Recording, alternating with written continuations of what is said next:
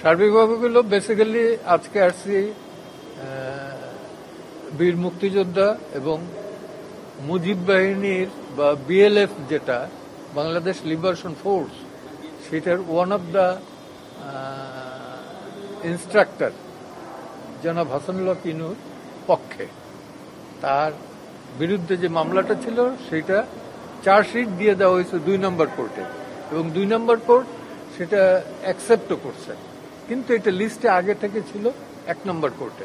তো সেই কারণে আমরা আমাদের এটা যেটা ছিল প্রসিকিউশনেরও একই কথা ছিল, যেহেতু ওই কোর্টে অলরেডি এটা সাবমিট হয়ে গেছে এবং অ্যাকসেপ্টও করে নিছে, তো দ্যাটস ওয়াই এইখান থেকে তাকে ডিসচার্জ করা হোক, এবং ডিসচার্জ করে দিছে। আমরা আগামীকালকে থেকে আবার ২ নম্বর কোর্টে, না ২ নম্বর কোর্টে, ২ নম্বর কোর্টে ২ নম্বর ট্রাইব্যুনালে এটা এই মামলাটা হবে। এই আর কি, তেমন কিছু ঘটনা ঘটে না। জি হ্যাঁ হ্যাঁ হ্যাঁ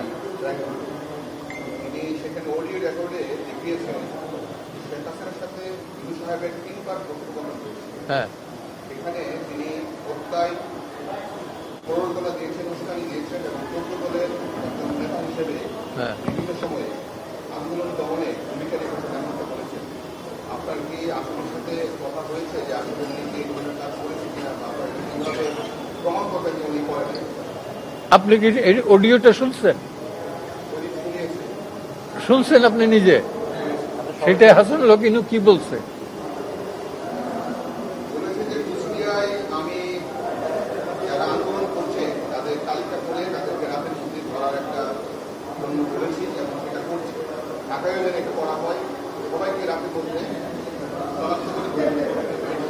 ধরার কথা বলছে এবং পাশাপাশি আরেকটা বলছে যে অ্যারেস্ট করা হোক, একদিন রেখে ছাড়িয়ে দেওয়া হোক, এবং কোন প্রকার যাতে গুলি না চালানো হয় এবং সাউন্ড গ্রেনেড দিয়ে ভয় দেখানো হয়।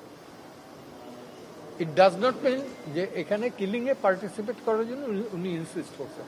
তো সরকার যে থাকবে সেই করবে, করবে না? আমার কাছে ভিডিও না, তখন তো ভিডিও ছিল না, 92-তে যখন গণ আদালতে করি, doctor Kamal Hossain, barrister Amirul Islam, barrister Shawkat Ali Khan, barrister Shafiq সহ যখন এইখান থেকে মিছিল বের করি, পুলিশে তো লাঠিচার্জ করছে। তখন তো আর ভিডিও অডিওর বিষয় ছিল না, কিন্তু ব্ল্যাক অ্যান্ড হোয়াইট ছবি আমার কাছে আছে এখনো।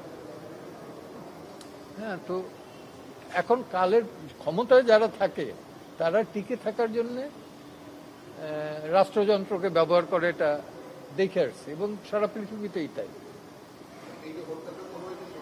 হত্যাযজ্ঞে যদি অপরাধী হয় অবশ্যই পানিশমেন্ট হওয়া উচিত।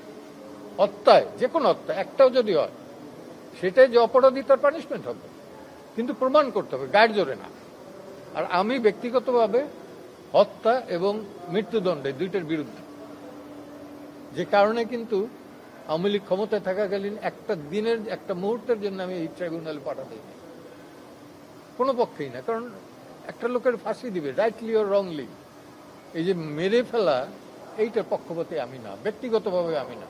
মৃত্যুদণ্ডের সারা সভ্য দুনিয়ায় এটার বিরুদ্ধে।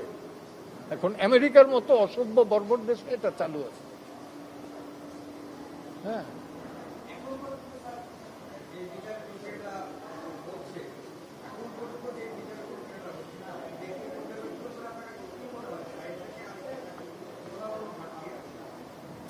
ঘাটতি তো এভরিওয়্যার আছে, এভরিওয়্যার ইন বাংলাদেশ। আমি তো আমার তো কোনো গ্যারান্টি নাই যে এখান থেকে আমি সেফলি বাসায় যেতে পারবো, বাসায় ঘুমাইতে পারবো, এই গ্যারান্টিটা নাই। একটা এক্সাম্পল দেই, গত মাসের 28 তারিখ প্রজন্ম মঞ্চ 71 থেকে আমি একটা গোল টেবিল বৈঠক ডাকছিলাম। ইস্যু কি? ইস্যু ছিল মুক্তিযুদ্ধের, মহান 71-এর মুক্তিযুদ্ধের যাতে কোন রকম মর্যাদা হানি না হয় এবং 72-এর সংবিধানের সংরক্ষণ যাতে করা যায়, এইটা নিয়ে আলোচনা। এবং যারা ছিল অধিকাংশ ছিল অ্যাবাভ 70 এইজের। সেইখান থেকে বোধহয় 2-3 জন ছিল, মঞ্জুরুল আলম পান্না, কার্জন, আর কে, এই 2 জন ছিল বোধহয় ইয়াং, তাও অ্যাবভ 60। মব করা হইলো যারা অ্যাটাক করলো, মব করলো, তাদের কারোর বিরুদ্ধে কোনো মামলা হইল না। মামলা হইল গিয়ে যারা ভিকটিম তাদের বিরুদ্ধে। সো এই আইনের প্রতি, এই অ্যাডমিনিস্ট্রেশনের প্রতি আমার শ্রদ্ধা থাকবে কোত্থেকে? আপনি কি বলছেন যে রাষ্ট্রযন্ত্র তাহলে সঠিকভাবে এখন চলছে না? সঠিকভাবে না, বেঠিকভাবে চলতেছে। রাইট? কোনো ভাগ রেখে কথা বলছি? বেঠিকভাবে চলতেছে, উল্টাভাবে চলতেছে।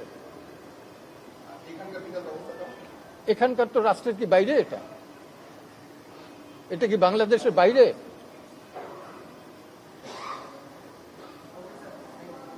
Thank you.